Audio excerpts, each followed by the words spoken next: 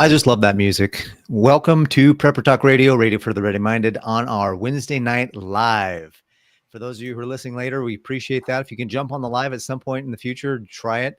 6 p.m. Mountain Time, YouTube and Facebook. We're live. If you're live with us tonight, thank you for being here with us. And hit the like and hit subscribe or hit like and share this with anybody and everybody that's out there so the algorithm knows what's going on.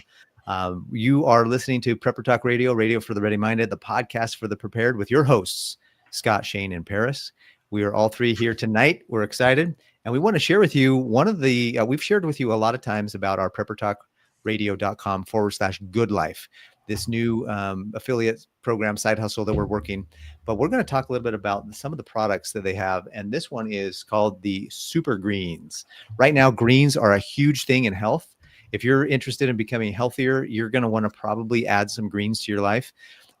Just by comparison, just to kind of give you an idea of what's in store for you. If you go to preppertalkradio.com/good life and you become a member, you get access to Super Greens, full transparency on the product list, no proprietary blends. Every ingredient is listed there. Number one. Number two is that by comparison, you can go to Costco and you can probably get AG1 for 60 or 70 or 80 bucks. You can actually, Brickhouse Nutrition has a really good one. Another conservative podcaster used to promote Brickhouse Nutrition, their Field of Greens. That's $70. This one, I checked the ingredient list, by the way. I compared the ingredient list. This one has way more ingredients. And this Super Greens is retail price, $24.95. For the members, preppertalkradio.com/good life, become a member, 18 bucks. I promise you're not going to get a higher quality product for a lower price with that kind of transparency. Now that we've gotten through our sponsor, our affiliate program, commercial, let's jump right into our topic tonight. We're going to talk a lot about antifragility. We're going to talk about becoming tough and unbreakable. I like to use the words steadfast and immovable, but Scott and Shane and I, we counseled, and this was our kind of a favored topic for tonight on the live. So hopefully you guys enjoy it as well. Hopefully so. Well, I'm excited. Rebecca got her first hole puncher, so good job, Shane, in inspiring that. As we talk about, like, Did I miss that? What I miss? Yeah, Rebecca got her first hole puncher. Guys, okay. I see. Nice. Okay. We preppers are absolutely bonkers because we keep doing the same thing over and over and over again, and the apocalypse still hasn't hit, right? It's just all this wasted time and energy. But another way to look at it is we're putting in the reps early. We're creating strength of mind, strength of body, strength of fortitude, our preps, our storehouse, all those things create resilience. And in a world where everything is designed to be self-destructive, right? The products you buy, they have a best by date if it's consumable, right? But all the other stuff you buy, it's designed to destroy itself, to fall apart, to break easily, planned obsolescence. And for us, we can't live that life. We have to be tough. And that starts with mental toughness. So I'm excited to talk about this. We haven't talked about it in almost 200 episodes. Shane's over here just titty chatting in the chat over there. Yeah, I do. I like to stay. It's kind of what you said, Scott. Something you said reminded me of a quick video, it was a satire. It was one of those parody videos about how this lady's like, I think we actually went to the moon. And she was telling that to her friend, and her friend says, well, why? Why do you think that? She says, because you know how they say that we don't have the technology anymore. We're supposedly more advanced now. And like, how that makes no sense. Right. And then she says, but check this out. My blender broke after just a couple of years, my blender.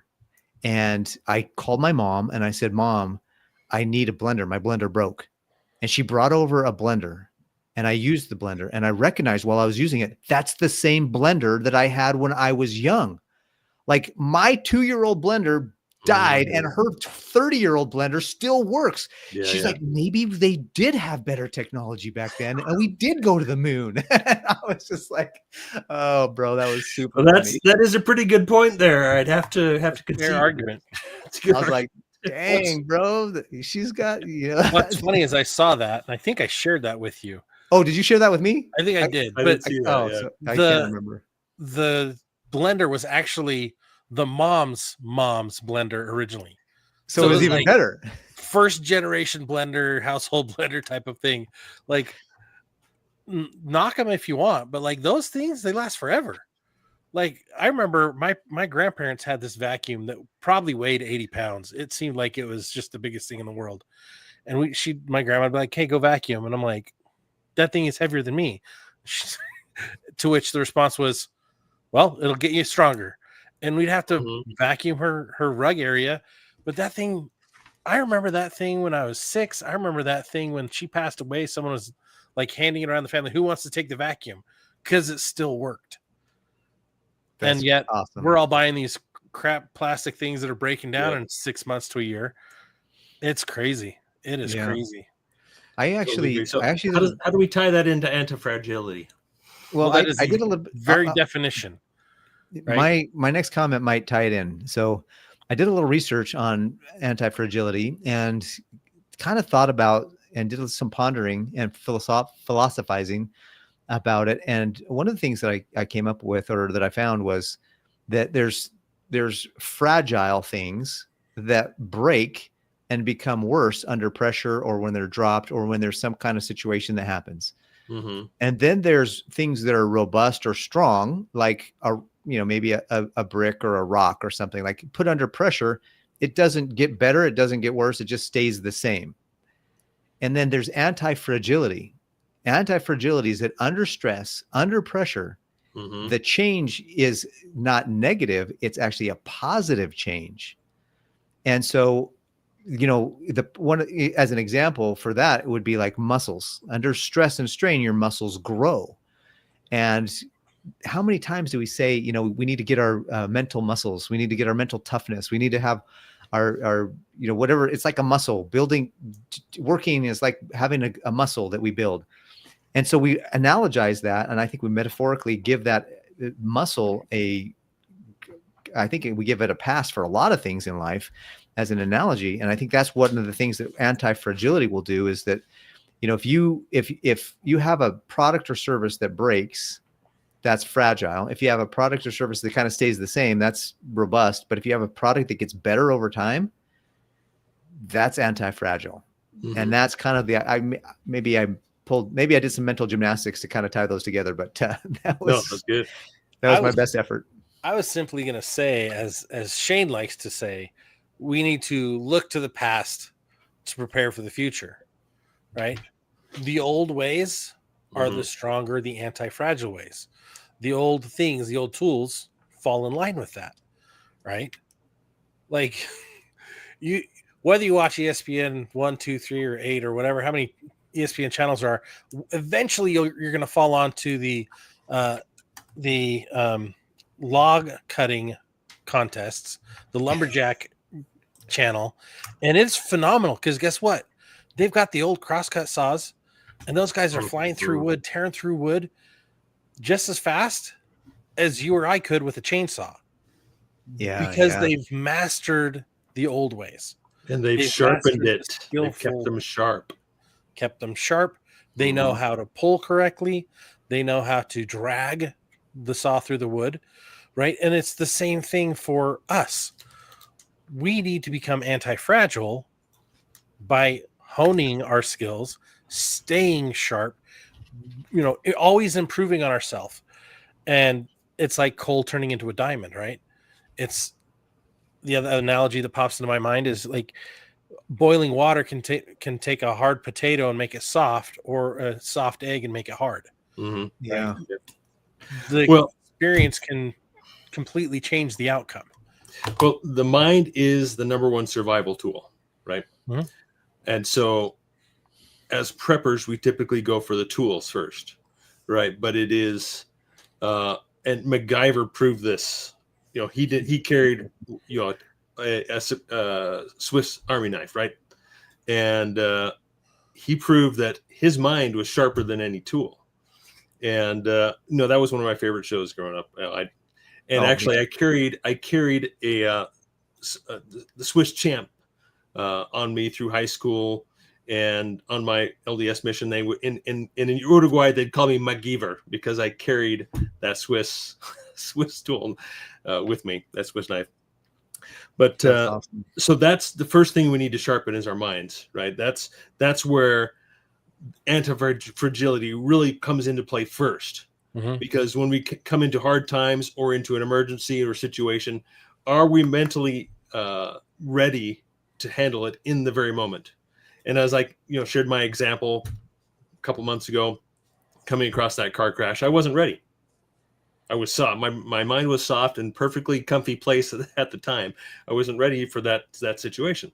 But it is very difficult to kind of live with your mind, like I've said, I like to live negatively. I'm very negative in my outlook of really everything, and so maybe that helps my mind to be more sharp or ready to handle an emergency situation, to be anti-fragile. So I've had people tell me, well, or ask me, well, because you live this way, you're always carrying a fire. I always have a flashlight on me. I always have all my EDC with me, first aid kit, right? I'm try to be prepared for anything at any time.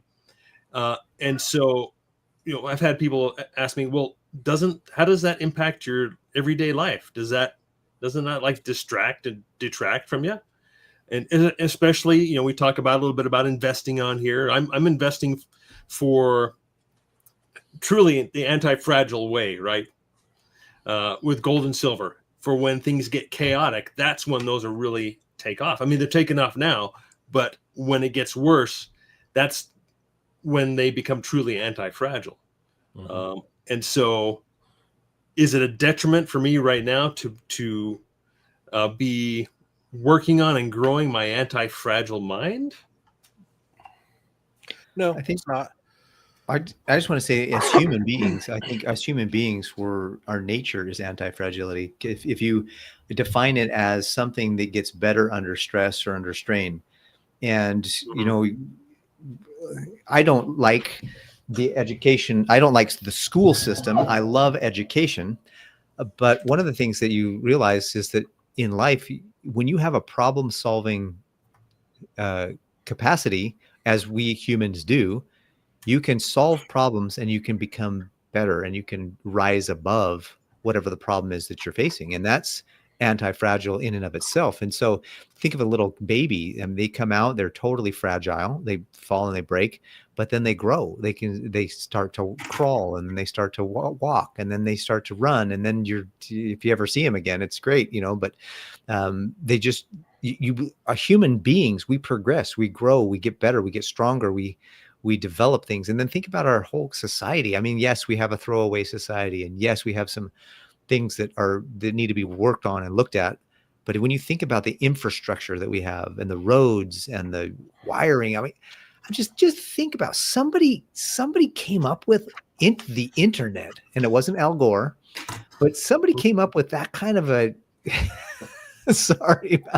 Anyways, somebody awesome. Came up with the science behind that. Like that blows my mind that I mean, there's obviously negative uses for it, but there's also positive uses for all these things. So just think about some of the technology. I mean, I'm just like, whoever came up with a computer is brilliant, like in our day. But at the same time, there's things that we maybe are missing out on by having so much technology and so much comfort. But all of the comforts that we have, what is it? Laziness is the mother of invention. And that's true. Like I do so many things because I'm lazy. I don't want to keep doing them. I just do stuff to get it out of the way, and then I can relax. And so that's something that I think with prepping is a good thing. Like, get your skill sets out of the way, get your food preps out of the way, get all the things out of the way, so that when the time comes, you're not stressed out. You can actually be present because you have prepared. Yeah, I think another aspect of that is or maybe saying it a different way, is just learning to respond positively to a stressful event or anxiety, right? Mm-hmm. How do you develop that mindset to where instead of saying, dang it, and maybe I'm stretching that a little bit, in saying, great. Now I know how to handle this, right? Having that positive attitude, and maybe not saying, oh, I'm glad this is happening right now because I can step up and I've been preparing for this my whole life, and I want everything to collapse because I know I'm gonna shine when everything collapses, because that's kind of what I'm prepared for. But it kind of, my last comment, it's a bit of a detriment, I think, to me right now, and and I kind of agree with myself that way. But when that situation presents itself, that I can immediately recognize it because I've been training or practicing or experiencing that to a lower level first, and I can then step up and assist. And kind of like we were talking before, is we'll tend to do more for others than for ourselves, right? Shane, it's funny because as I think of who you are, what you do, yes, you're the negative viewpoint of prep, right? The sky's falling, but not, because you're always preparing, right? You remind me of Liam Neeson in Taken. The famous line, I have a very particular set of skills. Skills I have acquired over a long career, or in your case, over a lifetime of preparation. Skills that make you a nightmare for everyone else around you in the apocalypse, right? Or a beacon of hope, right? Depending on which side of the aisle they fall on, whether they want to be helpful or hurtful, right? And I love that, because it's like, so many times in my preparedness journey, in our conversations between you and I, and then now Shane, it's you and Paris and I, it's like when we first started this out, you'd ask questions and I'm like, oh, that's a tough question. How am I going to respond to that? What would I do in those scenarios? It's like the game, the conflicted card games, right? Yeah. What would I do in those scenarios? If you've never thought of it, you have no clue what you're going to do. And your guess is what could possibly destroy your situation, put yourself in complete jeopardy, right? But your analogy, or your idea that, like, when the apocalypse happens, you're like, oh, I prepared for this, I'm ready, right? It's like that moment in the game when you know the ball's coming to you because you know what to do, right? That's what we're all hoping for in the worst of the scenarios, right? But also, you've got to be strong enough to not drop the ball. Or if it's basketball, to make the right shot. And that comes down to actually doing the repetitions, doing the work, not failing on practice. Because a lot of times it's like, we'll do something until we get it right, but an expert will do it until they can't get it wrong. And that's where antifragility is getting to the point where we can do it so well that we can't do it wrong. We do it so often that we can't do it wrong, that we can put it together. Like, I can take down my shotgun, put it back together in my sleep, right? That's the antifragility that we're looking for. And I think far too often we give up, or we get it right once. We're like, cool, I'm good, I can walk away.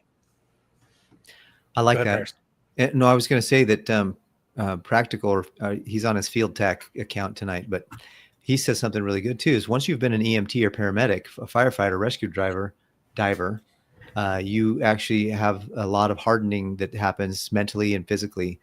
And I agree that goes into putting in the reps, Scott. Like when you've done something enough times that you're a little bit,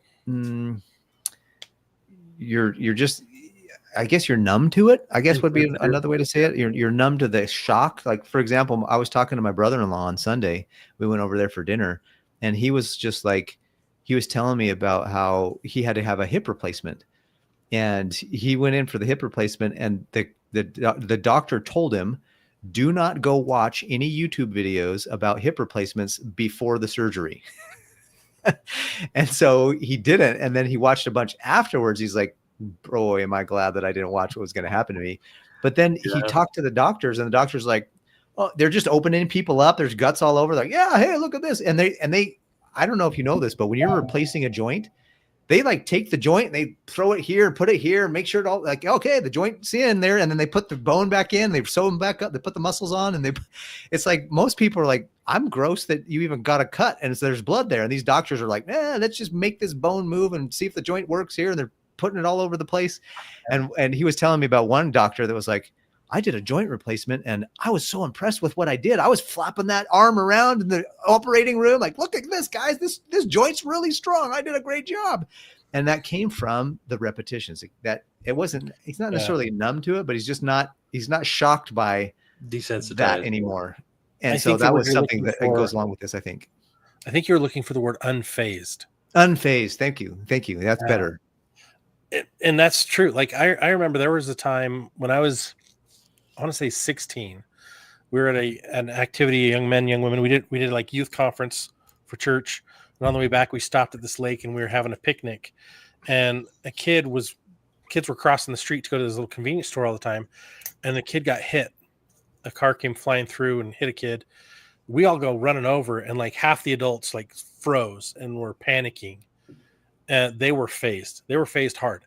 There were like 7 of us, myself included, that are like, we're grabbing other kids and say, no, go back, no, go back. And we were able to go and help. And it's like, I came onto the accident and I'd seen worse. And I was like, okay, this sucks. We need to get a splint on her quick. Like, we knew what to do.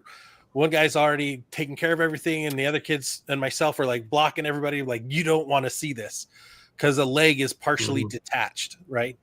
And everyone's just like, right, ready to puke. I was a little bit phased, but I was able to get through that. And what's interesting is afterwards, boy, did I get sick. Like, I was able to get through the crisis because there's multiple waves. Like, I got through the crisis, and after the crisis was over, then I'm like, and I got queasy. And then I started crying because I was like, that was really emotional. But I was able to have a delayed phasing or delayed response. And everyone I know that does it more and more, like my little brother's a firefighter, EMT, rescue, pararescue, like he does all these crazy things. He's unfazed, right? He is unfazed by a lot of these things. But you put his kid in a situation, his wife is amazing. She's unfazed when it's the kids, and he's a wreck. But if it's anyone other than his kids, he's the toughest dude. And even now he's getting better with his kids, but like, we all have to get to the point where we can be unfazed in our specialty, in the things that we have to respond to, but also recognize our limitations. Like, okay, if I can't handle that, I shouldn't be the one that's the responder for that. I need to make sure I've got someone else in my group that can handle that. Yeah, I'm absolutely the same way. I did the EMT thing a long time ago, and I've never been good with blood or any of those type, anything like that, watching surgery, anything like that. But when situations have arrived, my thoughts are in a different place, my mind's in a different place, and I'm able to handle it. So I think one of the first things we can do is, because our minds are a survival tool, is our first survival tool, is learn how to control and acknowledge and recognize our thoughts. So that's my first steps. Okay, recognize the thoughts, and obviously that takes some time and some practice as well, but also to visualize. Yes, we should get out and get experience in doing first aid and learning how to put on a tourniquet and those types of things, so that when your heart's beating, your mind is clear and you can perform that task. But that can also be done with visualization to maybe a lesser extent. And so we can't really have an excuse saying, and we have YouTube to visualize it as well, right? You're saying with all these surgeries, don't go watch this surgery right there because you don't want to visualize that before it happens to you. But it really is a great tool for me. I'm a very visual learner myself, and if I can see someone replace a fan belt, okay, I can go do that now, right? Visualization does work really well for me. Yeah, and it helps to desensitize you to the to the hardship. Because I mean, I'm flipping through Instagram, and I think I follow Rescue Medical and a few other like those things, and they'll put some of their calls on the pictures, and there's people with legs that are going the directions they shouldn't be going, and arms and other things and holes, and I'll watch those, and I'm a little bit maybe I'm a little crazy, but I watch those, and I click it says sensitive material. Click here. This video is being, or this picture is being suppressed because of some sensitive material. I'll like click here to watch this, and I do it. I watch it. And so there's a little bit of that. It was funny when I got our last daughter, they had a rule at the hospital. My wife went in for an epidural. She did an epidural on the last couple of kids. Anyways, she had, the doctor was like, okay, husbands aren't allowed to stand up when we're putting the epidural in anymore. And I'm like, why are they allowed to stand up? Like, I want to help you do it. Like, give me the daggum syringe. I'll put that thing in my wife. Right. And they said, apparently they had a lot of dads faint as the doctor would put the thing in their wife. And so the dads would faint. One dad had fainted, hit his head, and had to be rushed to the ER. Like, and like, imagine that to me is like, okay, that dude was phased. If they have a rule about it now, there's enough people that are phased by it. So yeah, I think that there's some reality to putting yourself in, exposing. Don't get me wrong here. There's a reality to exposing yourself to things that will let you have some kind of get over it, so that when the real thing happens, you know exactly what to do and how to handle it.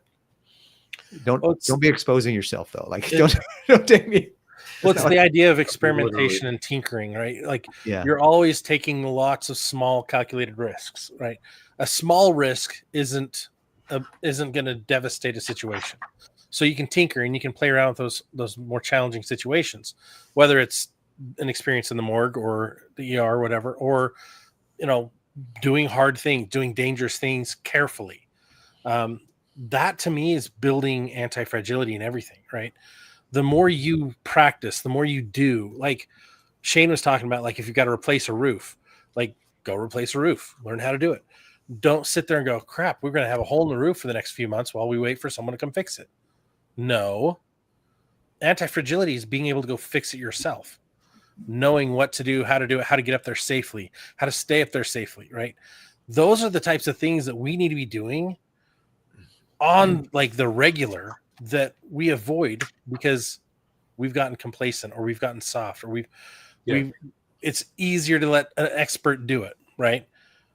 But there's going to come a time when the experts are gone and when the YouTube university is not accessible, that you're going to be like, oh crap, how do I do this?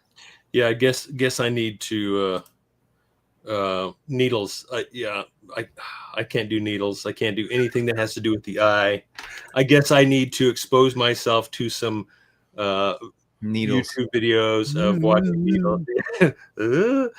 But there are definitely some things we can do to build our anti-fragility right now, and we talked about this in the previous episode a little bit. Is fasting absolutely is one thing that you can do right now to build your anti-fragility. So you realize that after a certain amount of time, okay, it's been 6 hours, I haven't eaten, I'm hungry.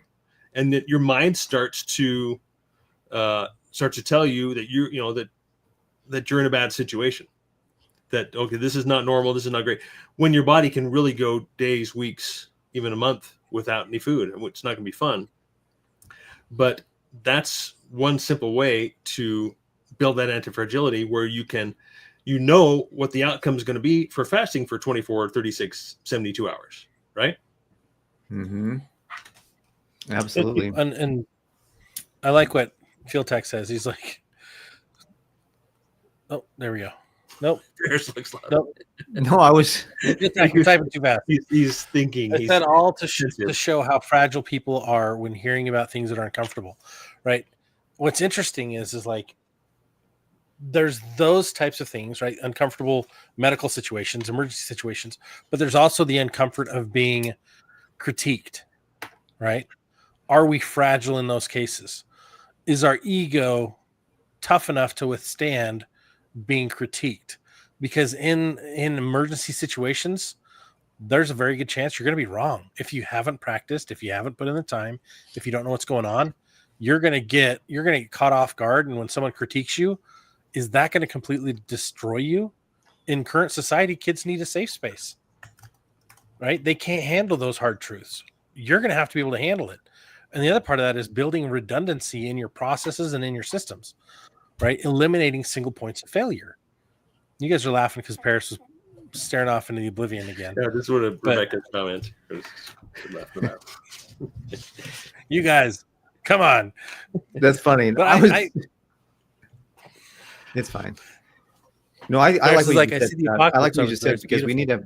be mentally tough too. Like that's the ability to handle and because I think that there's an example that I read about years ago about a leader that I was studying, and he said that at one point in his process of learning and becoming a leader, he was in a group of and he was called out from like the leader was giving a speech, and he was literally called out amongst all these men, and he was just told all these things and this, that, and the other. And he said, instead of acting back or instead of reacting and getting revenge, he said, what would you have me do? Or how would you have had me do it differently? And that takes a lot of mental toughness to be called out in front of a crowd on something that you did, but then to say, you know what, I'm going to swallow my pride and I'm going to say, what could I have done better? What would you suggest I did better? And it was actually, it ended up being a test of character, and he passed, which was awesome. And so it's just to be given constructive criticism, hopefully it's constructive, to be criticized in public, even in private, is hard, because when we do things, we have all the justification in our mind that what we're doing is the right thing to do. But then when we get it, we get somebody who kind of questions that, do we get triggered, or do we think, you know what, maybe I can learn something here from this person? And that's one of the things that I think makes the Gospels great, and the Stoicism is a fantastic example of this. I mean, Socrates said it best: all that I know is that I don't know. And the more you learn, the more you need to learn. And it goes, I think that's a perfect, that does segue into anti-fragility as well. It's because the more you learn, the better you get at something, the more you realize that you need to learn, and you need to rely on other people, even in many cases, to help you. Because I think anti-fragility is a part of that anyways, is moving from dependence through the process from dependence to independence to interdependence, where you could do it yourself, but you're working with others that can also do it themselves. And together, synergistically, you create a better result because you're working together. And I think that has some anti-fragility properties in that process as well. Well, yeah, and I think, we're kind of focusing on anti-fragility a little bit. Mindset is also not quite anti-fragility, but it definitely has a component. There's definitely a component in there. And so one thing in my preparation when I was thinking about this is, of course, with me not bringing up the Matrix in one of these, one of our episodes is kind of rare. So I'll bring the Matrix up, right? But this is one of the last, probably the last scene in the last movie, Revolutions, where Neo's going to save the world, right? And he's fighting Agent Smith, and there's a billion Agent Smiths around, and just the questions he's asking. Why do you persist? Right? What is it? He says, why do you keep fighting? Do you even know? For what purpose? It's just a great, it's a great monologue there, first of all, and then Neo stands up. It says, because I choose to. And obviously he had plenty of purpose that he didn't outline there, of all the lives he was going to end up saving and the people he's fighting for and so forth. But just, I think of that all the time, because I choose to. I've made the decision for whatever it might be, and I choose to. And that is my mindset. And in an emergency situation, whether it's the apocalypse, right? Coming up with a plan, having a plan, following that plan, even if it is step by step, day by day, visualizing, practicing and training for that now, but deciding that, hey, no matter what, I'm going to survive. I'm going to reach this goal that I set of getting from here to there. That's just something that's constantly circulating in my brain. I was reminded by what you said. There's this great book. Here it is. It's called 177 Mental Toughness Secrets of the World Class. And it's written by a guy named Steve Siebold. Steve Siebold was trained under, he's a really famous speaker. Dove, I think is his name. Gov. Anyways, he was trained under him. And he in a similar fashion to, like Think and Grow Rich with Napoleon Hill and in a similar fashion, he interviewed multimillionaires and billionaires and found out, like, what is it that keeps you guys ticking? What is it that keeps you guys going and moving forward in the face of great adversity and in the face of great challenges? What keeps you moving? And so he wrote this book, 177 Mental Toughness Secrets of the World Class. And I've read it, and I feel like I need to go back and read it again, because it's a process. Like, you don't just read. That's one of the things that I've realized recently too, is in terms of mindset, is I read a book and I'm like, oh, that was a really good book. And then I'll go read another book and another book, always trying to chasing, like, eventually I'll find the book that will teach me what I need to do. Well, if I would just apply the things that I learned in the book that I just read, I wouldn't need to go read another book necessarily. And so, I don't know. I really appreciate the Stoics, and I started the Obstacle is the Way again. I started that again recently, and it's been I've read it already 2 times, and this will be my 3rd time through it. And I'm like, how did I miss this the first 2 times through? You know what I mean? There's lessons in that book for me right now in my life that I needed, and I'm grateful that I did that. And so one of the things that I think about, there's that old saying that you're the aggregate, or you're the average of the 5 closest friends. I think that you can have 5 friends that are maybe not alive because you're studying their autobiography. Maybe you can have some friends and people that you're learning from that lived hundreds of years ago, that provided great wisdom in their day that's still pertinent to our day. And so I just recommend, if you want to go get a really good book on mental toughness, 177 mental toughness secrets of the world class. It's in the video at the 37-minute mark. What's interesting, you bring that up. It's like I started thinking more about Marcus Aurelius, and he, as he aged, he gained in so much wisdom and resilience, and part of antifragility is like the increasing fortification of oneself to be better than I was before, right? It's both the armoring up and the stripping down. And I found this quote that I wanted to bring in, and this is kind of the perfect time. It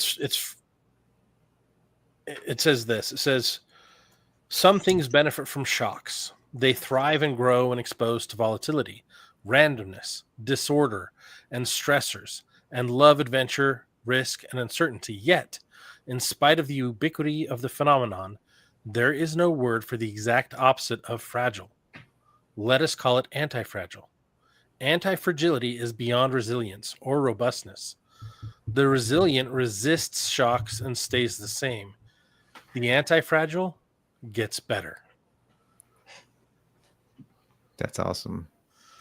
So the key here is not just becoming unbreakable, not just becoming mentally tough. It's becoming better in all those facets of who we are, right? A better husband, a better father, a better, more fit, more strong, more resilient, more robust.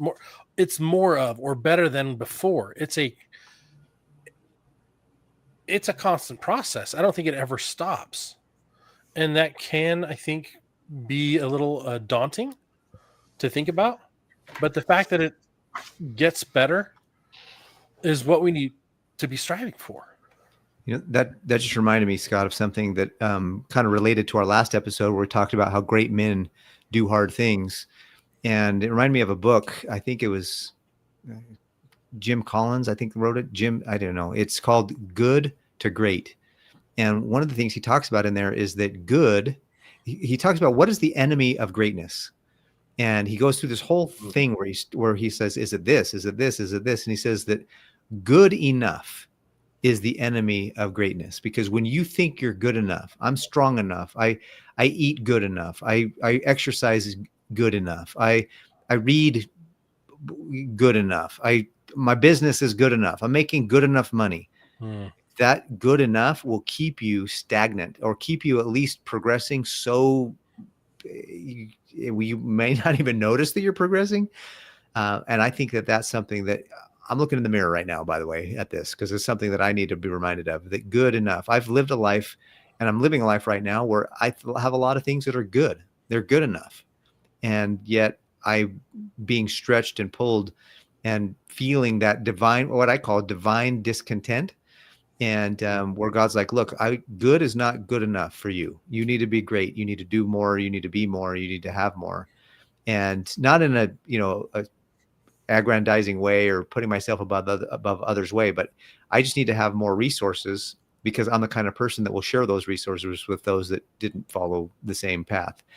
And I just think that if we feel like we're good enough, if we ever say to ourselves, well, it's good enough, yeah, take that. That might be your trigger reminder to say, you know what, maybe I need to step out of my good enough and go for greatness. And that's, I think, mental toughness, becoming world class, and is part of that. It's a whole process, and it's a lifelong journey. It reminds me of the great Yoda. There is no try, only do, right? Do or do not.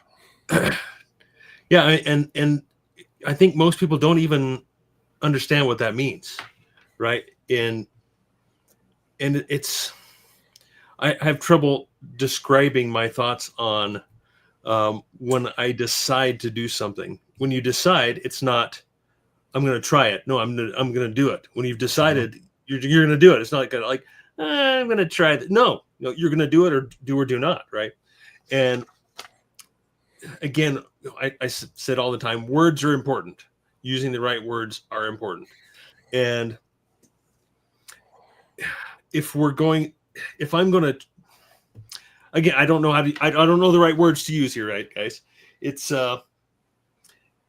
is mental toughness to say, to decide that you're going to do something, and then not only actually do it and follow through, but you receive divine assistance.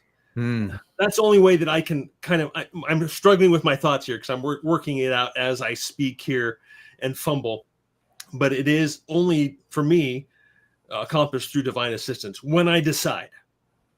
And that's, and if I don't accomplish it, then I really didn't make the decision, right? The decision wasn't made. I wasn't even trying. You gave yourself an out. Exactly. I gave myself an excuse, gave myself an out.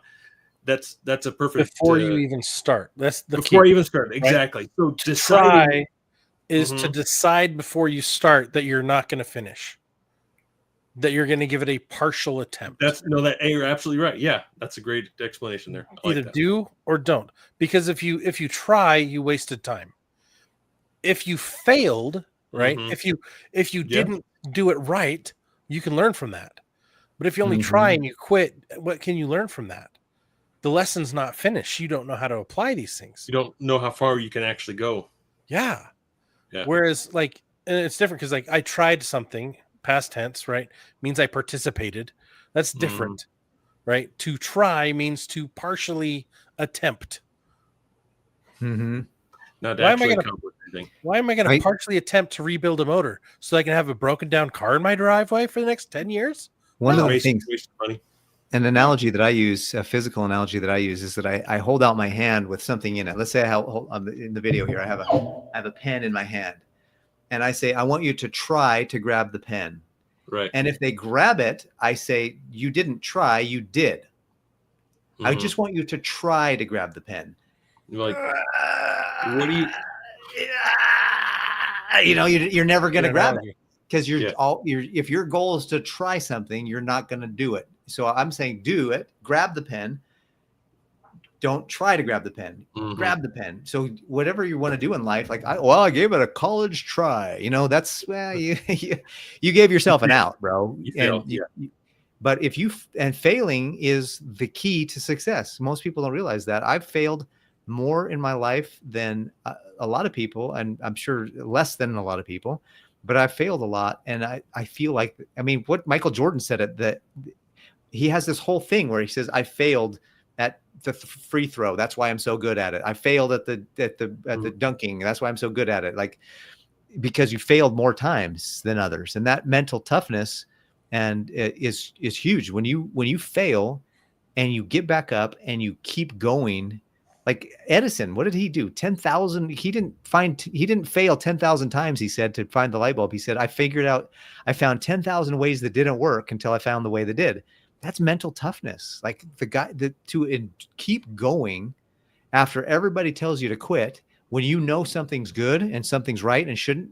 I mean, when God tells you, when you're like, hey, God, should I quit? And he's like, yeah, you should quit. You've been doing the wrong thing. But that's different than what if you know you're doing what's right, go for it and do it and go for it. And you'll have divine, I think, like what you said, Shane, you'll have that divine assistance. I liken it to another analogy where, like, if you're driving down the road and it's pitch dark and you're driving down the road, the headlights can only light up the next maybe 200 feet.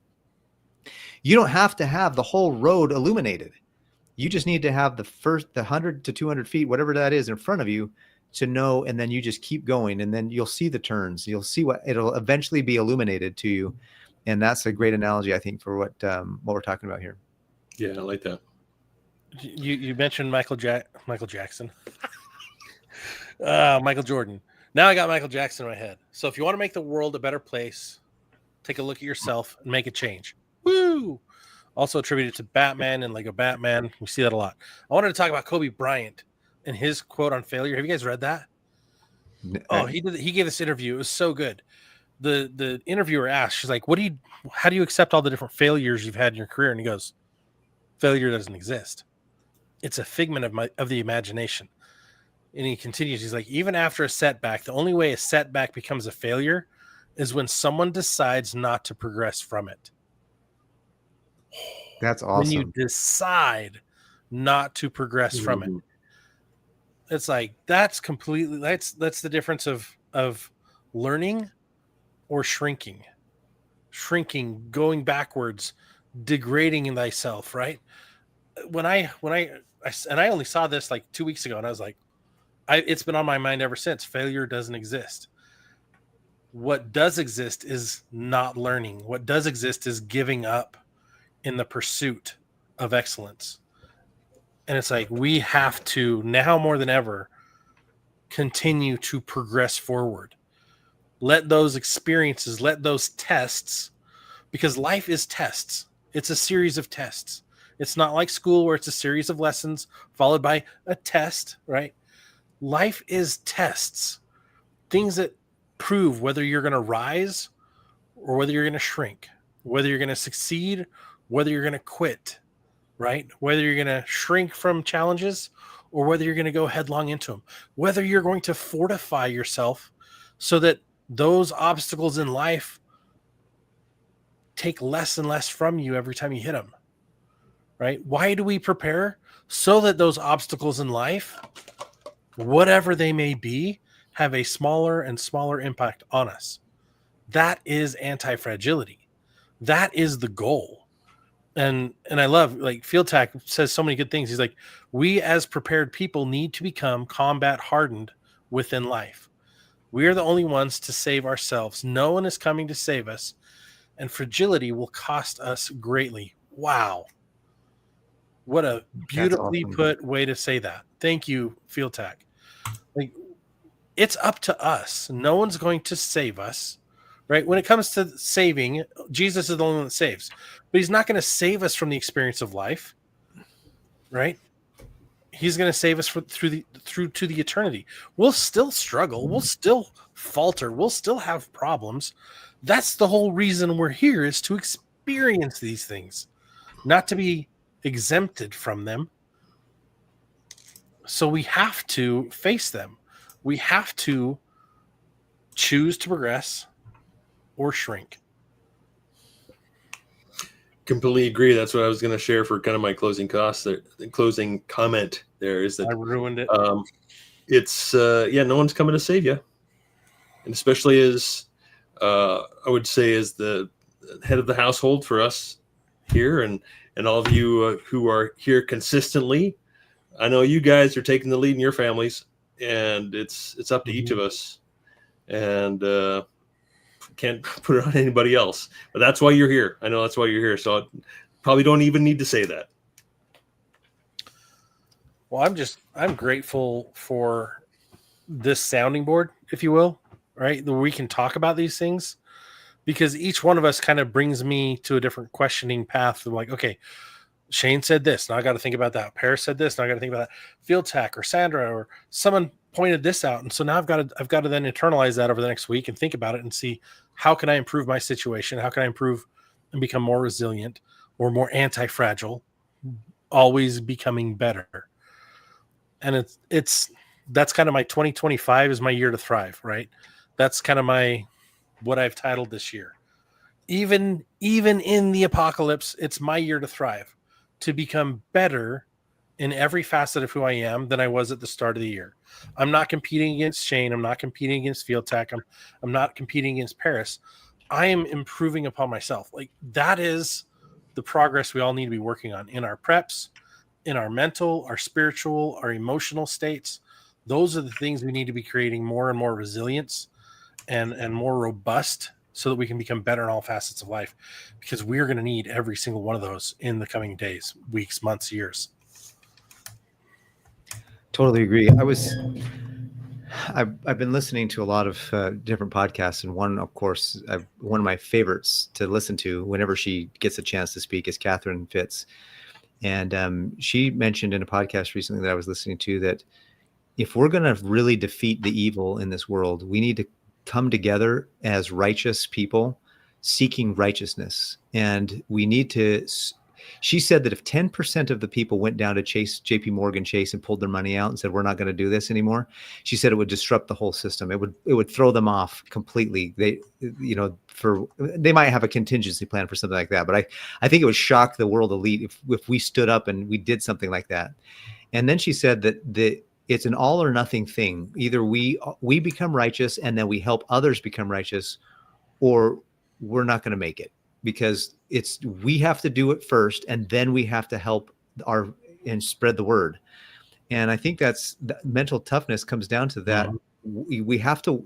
It's not easy to be awake. It's not easy to see what's going on with the world and really see what it's going on with the world.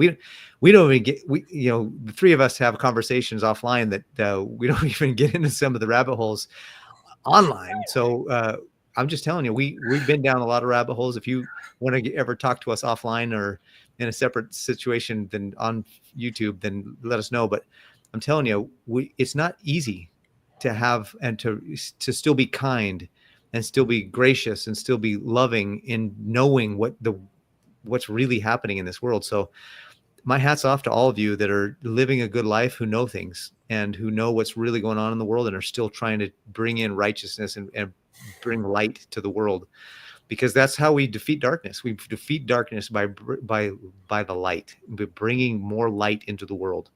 And so those are my final thoughts. Anything else you guys want to add to that, or are we good to close? Wheels are still turning. But well, thank you guys so much for listening to Prepper Talk Radio, radio for the ready-minded, the podcast for the prepared. We're closing out our live tonight. Just as a quick reminder, I'm going to end the show like I started it. Make sure you go get healthy and get mental, because we're going to need mental health and we're going to need physical health. And you go get healthy with your super greens.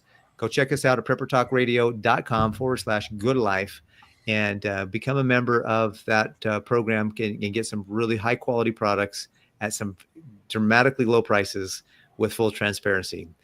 With that, we'll sign off and say, see you next week, and have a great week, guys. Take care. See ya next week.